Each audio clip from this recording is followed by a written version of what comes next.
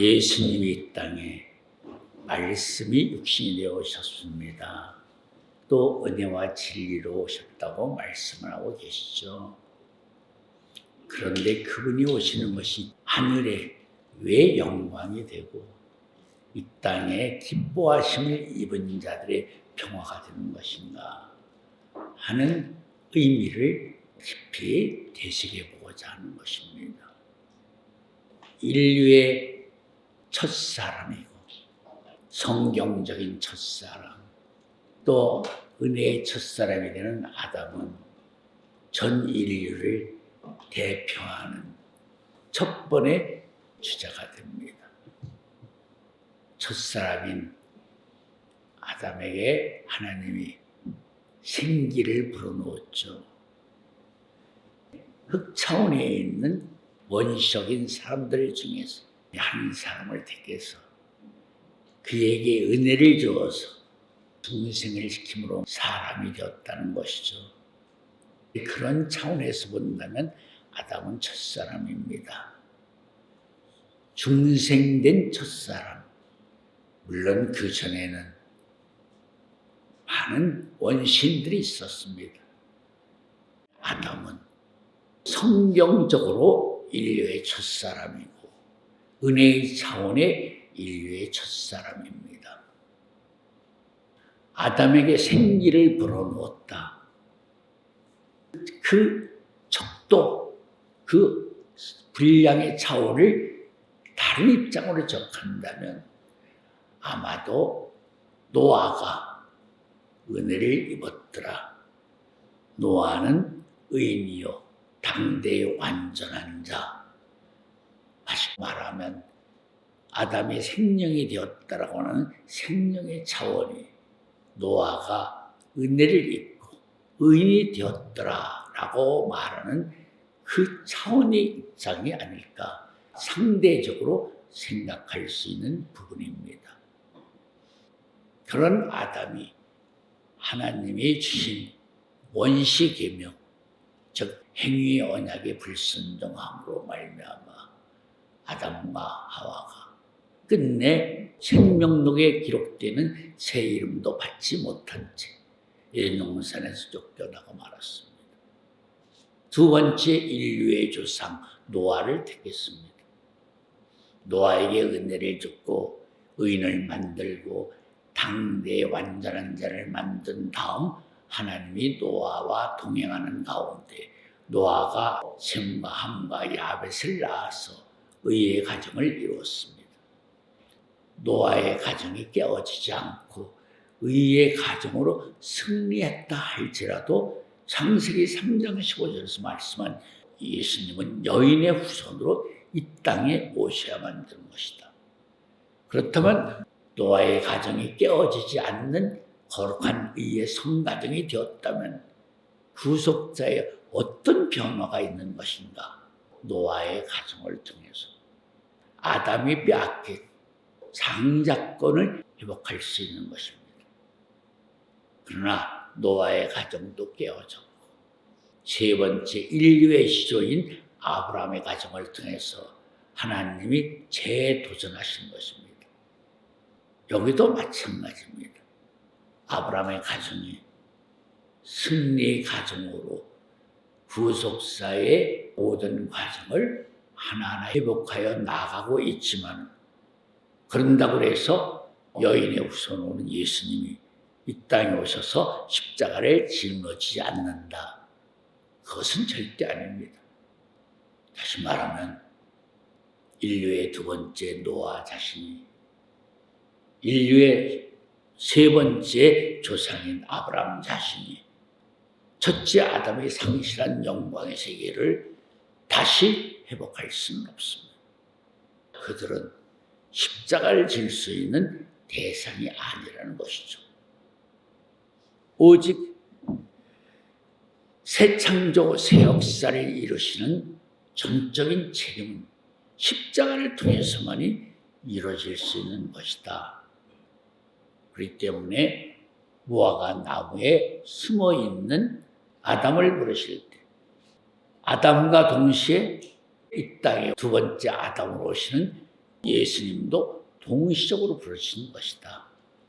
그렇기 때문에 첫째 아담을 부르셨을 때 둘째 아담도 그 부르심에 응하셔서 시편 40편에 기록된 대로 두루마리에 기록된 대로 제가 가서 하나님의 뜻을 이루어 드리겠습니다. 라는 응답을 하신 것이다. 예수님이 이 땅에 오지 않고는 하나님이 아담을 통해서 이루시고자 하시는 산자의 세계를 아무도 회복할 수 없습니다. 오직 십자가를 질 수 있는 사람은 우주 만물을 창조하시고 섭리하시고 즉 믿음으로 하나님의 뜻을 설계하시고 말씀으로 창조하신 말씀 자신께서만이 창조에 대한 전적인 책임을 질 수 있는 분이십니다. 오직 십자가를 질 수 있는 분은 바로 예수님밖에 없다. 그렇기 때문에 그분이 이 땅에 온다는 것, 그 자체는 뭐예요? 바로 하늘의 영광이 되는 것입니다. 하늘의 영광. 하늘의 주인이 하늘을 떠나서 하늘의 발등상이 되는 지구촌으로 자리를 옮기신다면 하늘에 있는 사람들이 섭섭할 수도 있습니다. 그런데 왜 하늘의 영광이라고 말하고 있는 것인가? 하늘을 버리시고 이 땅에 오신 하나님 예수님이 하늘을 떠나신 이유를 이 땅에서 이루어진다면 하늘에서 본래보다도 더 큰 기쁨과 즐거움과 감사와 창화함을 얻을 수 있기 때문입니다. 예수님이 이런 비유를 말씀하셨습니다. 이 땅에서 잃어버린 탕자를 의인으로서 다시 얻는 그 기쁨이 하늘에 있는 99명의 의인보다 더 기쁘시다 하는 말씀을 기억하시면 됩니다. 그렇기 때문에 하늘에 있는 사람들도 예수님이 이 땅에 오신 목적을 이루시게 된다면 본래보다도 더 큰 영광을 입을 수 있기 때문에 하늘에서 영광, 땅에서는 기뻐하심을 입은 자들의 평화로다 말씀을 할 수가 있는 것입니다. 이 땅에서 기뻐하심을 입은 자들의 평화로다. 기뻐하심을 입은 자라는 그 표현 속에는 기뻐하심을 입을 수 있는 사람들이 별도로 있다는 것입니다. 예수님이 이 땅에 말구유에 누워 계실 때 초장에서 양을 치고 있던 목동들에게 천사들이 예수님의 탄생을 가르쳐줬죠. 뭐가 하늘의 영광이 되는 표적이 된다고 그랬죠? 말구유에 누인 아기 예수. 말구유는 예수님이 짊어지고 있는 십자가를 상징하기도 하고 마지막 인자 역사는 노아 때라고 하는 노아가 만든 방주를 상징하기도 하는 것입니다. 그렇기 때문에 예수님이 말구유가 아닌 다른 곳에 누워있다면 그분은 말씀 육신이 오신 분이 아니십니다. 말구유에 누워있는 아기 예수님이 바로 그 시대의 표적이 되는 것이다. 그렇기 때문에 아기 예수님은 태어나는 순간에 30관이나 되는 자기 십자가를 짊어지고 태어났다. 아기 예수님의 말구유는 어린 아기의 몸무게보다도 수십 배 무거운 십자와 같은 상징이 되는 것입니다. 말구유란 말은 또 이런 의미가 있는 것입니다. 율법에는 나무에 달린 자마다 저주를 받은 자라는 말씀이 있습니다. 그렇기 때문에 예수님은 이 땅에 율법의 마침을 이루기 위해서 율법적으로 저주받은 자로 이 땅에 태어나신 것입니다. 저주를 받은 자로 태어나기 때문에 예수님의 탄생의 환경은 최악의 경우로 태어날 수밖에 없는 것입니다. 예수님이 강보에 쌓여있다. 아기를 낳기 전에 배냇저고리도 준비하고 뭐 다 준비했죠. 그러나 예수님은 그런 것이 준비되어 있지 않았었습니다. 그만큼 가난했다. 사람의 집에서 태어나지 못하고 짐승의 우리 땅에서 태어나는 그 최악의 환경, 그런 환경에서 태어날 수밖에 없는 것이 예수님의 운명적인 입장이라는 것을 우리는 분명히 알아야 되는 것입니다. 그렇게 태어나신 그분이 왜 하늘의 영광이 되고 이 땅의 기뻐하심을 입은 자들에게 평화가 되는 것인가? 아기 예수님이 이 땅에 태어나실 때도 이 땅에서 이루시고자 하는 구속사의 세계를 위하여 동시대에 많은 사람들이 같이 태어났다 하는 것을 알아야 되는 것입니다. 그래서 에녹도 유다서에서 그렇게 예언을 했다. 재림의 마당도 인자가 아버지 영광 올 때 거룩한 천사들과 함께 오는 것처럼 초림여신 예수님도 이 땅에 동시대에 필요로 하는 같은 사람들을 다 데리고 왔다. 그렇기 때문에 데리고 온 사람들을 하나하나 찾아가시는 그 모습을 가리켜 나는 길 잃어버린 양을 찾으러 왔다. 여기서 길 잃어버린 양을 찾는다는 말은 자기가 데리고 온 사람들을 찾으러 왔다는 뜻이 됩니다. 데리고 온 사람들을 일일이 찾으셔서 데리고 온 책임자로서 주인으로서 그들에게 말씀으로 하나하나 가르쳐 주시는 그 사실을 우리가 분명히 알아야 되는 것입니다. 그렇기 때문에 땅에 기뻐하심을 입은 자들의 평화라는 말은 땅에 있는 모든 사람들을 말하는 것이 아니죠. 계시록 12장에 있는 말씀처럼 땅과 바다는 화가 있지만 하늘과 그 가운데 거하는 자들은 복이 있다. 하늘과 그 가운데 거하는 자들이라서 진짜 위에 있는 하늘에 거하는 자들입니까? 아니죠. 이 땅에 있는 사람들 중에서 하늘과 그 가운데 거하는 자들이 있고 땅과 바다에 거하는 자들이 있는 것처럼 기뻐하심을 입은 자들의 평화라는 말은 이 땅에 있는 자들 중에서 예수님이 이 땅에 데려오신 자들을 말하는 것이다. 예수님이 이 땅에 오셔야만 인류가 짊어지고 있는 모든 죄의 문제를 근본적으로 해결할 수가 있는 것입니다. 죄를 해결하여 주시는 방법을 우리가 깊이 생각해야 됩니다. 물론 예수님이 내 말로 내 죄를 사해 주었다. 말씀으로도 죄를 사해 주실 수가 있습니다. 그러나 말씀으로 죄를 사해 주실 수 있는 사람은 인류의 전체 대상이 되지 못합니다. 은혜를 입었던가 성령의 충만함을 입었던가 말씀을 깨닫고 이해하고 믿을 수 있는 믿음을 가진 사람들에게만이 그런 역사를 할 수 있는 것이지 일반적인 사람들에게는 그것이 적용되지 않습니다.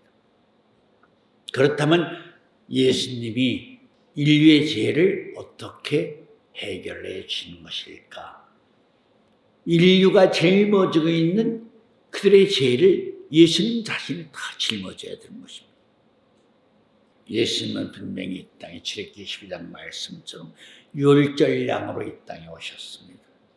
마태 1장 21절 예수라는 이름 자체가 자기 백성을 위해 죽으러 오신 예수님이십니다. 히브리 민족 이스라엘을 위해서 이 땅에 오신 분이십니다. 그런데 하나님이 어차피 너는 십자가를 짊어져야 되니까 히브리 민족만이 아니라 전 인류의 죄를 짊어져라. 그래서 예수님이 내가 고민하여 죽게 되었다.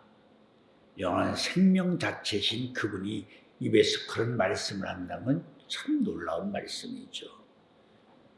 그분 자신이 인류의 죄를 다 짊어져야 되기 때문에 그 말씀을 하시는 것입니다. 유월절량으로도 십자가에 달려서 아사살량으로 죽어라. 노아가 인류의 죄를 짊어질 수 있습니까? 결과적으로 말하면 자기 가족의 죄도 다 짊어지지 못했습니다. 책임지지 못했습니다. 아브라함이 인류의 죄를 짊어질 수 있습니까? 짊어지지 못합니다. 예수님은 창조주 하나님이시기 때문에 그분이 아니고는 전 인류의 죄를 짊어질 수 있는 사람은 아무도 없습니다. 인류의 죄를 짊어지는 것만이 문제가 아닙니다. 또 율법이 요구하는 욕구가 있는 것입니다. A라는 사람이 B라는 사람에게 물건을 뺏어왔어요. B라는 사람이 그걸 다시 회복하려면 어떻게 해야 돼? 그냥 달라고 그러면 주지 않아요. A라는 사람이 좋아하는 것을 다 챙겨서 바리바리 싸줘야 내어주지. 그냥은 절대 내어주지 않아요. 율법의 마침을 이루어지려면 율법이 요구하는 율법의 욕구를 다 예수님이 채워주셔야 돼요. 율법의 욕구를 채워줘야 되는데 그들이 요구하는 것이 무엇이었을까? 예수님이 가지고 있는 생명 자체를 그들이 요구하는 것이다. 예수님이 가지고 있는 생명은 스스로 계신 자의 영원한 생명이죠. 그렇기 때문에 예수님이 서울에 들어가셨다는 말은 어떤 의미에서는 사망이 생명을 삼킨 것이 된 것이죠. 고전 15장에 보면 생명이 사망을 삼켰도다 하는 말씀이 있습니다. 예수님이 3일 동안 서울에 들어가 계셨어요. 그러니까 예수님이 스스로 사망에게 삼킨 바가 되시는 것이죠. 그렇다면 정말 예수님이 가지고 계신 영원한 생명을 마귀가 삼킬 수가 있는 것인가? 삼킬 수가 없습니다. 이 말씀을 하는 저희는 이런 뜻이에요. 예수님은 아사살로 십자가의 사역을 완성하셨지만 마귀는 예수님이 아사살량이 되신 것을 몰랐죠. 마귀는 예수님이 이 땅에 유월절 양으로 오셔서 유월절 양의 사역을 마치고 가시라고만 알고 있었습니다. 그렇기 때문에 예수님으로 말미암아 궁지에 몰리던 그들이 할 수 없이 예수님이 이 땅에 오신 사역을 빨리 끝내고 돌아가게 만들려고 가룟유다에게 예수님을 팔려는 마음을 넣어준 것이에요. 그게 마귀의 작전이었다는 것을 알아야 돼요. 그들이 노림수는 뭐였죠? 선민으로 택함을 받은 이스라엘 백성들은 예수님에게 내어질지라도 지옥의 땔감 같은 이방이 더 많죠. 본방은 내어주더라도 이방을 자기들이 점유하는 것이 낫다. 그래서 예수님이 오신 사역을 마귀가 도와준 거예요. 빨리 그 일을 하고 하늘로 보내기 위해서. 그런 심보를 바라보시는 하나님께서 그것을 이용한 것이죠. 유월절 양으로 십자가를 짊어진 예수님에게 아사살 양으로 십자가를 더 짊어지게 하시는 것이죠.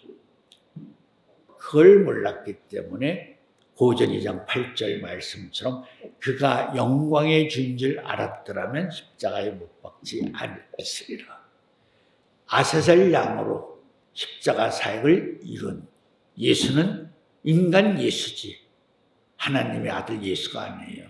예수님이 아사살 양으로서 인류의 죄를 다 짊어지는 과정에 있어서 예수님이 가지고 계시는 하나님의 비밀, 천국의 보배의 보화, 아버지의 영광 이런 것들을 마귀에게 넘겨줄 수는 없죠. 그렇기 때문에 하나님 왜 나를 버리시나이까. 자기의 성체를 타고 오르는 피 속에 있는 생명의 그릇 속에 독사람이신 하나님을 말씀을 이 땅에 떨치셨어요. 다 보내셨죠.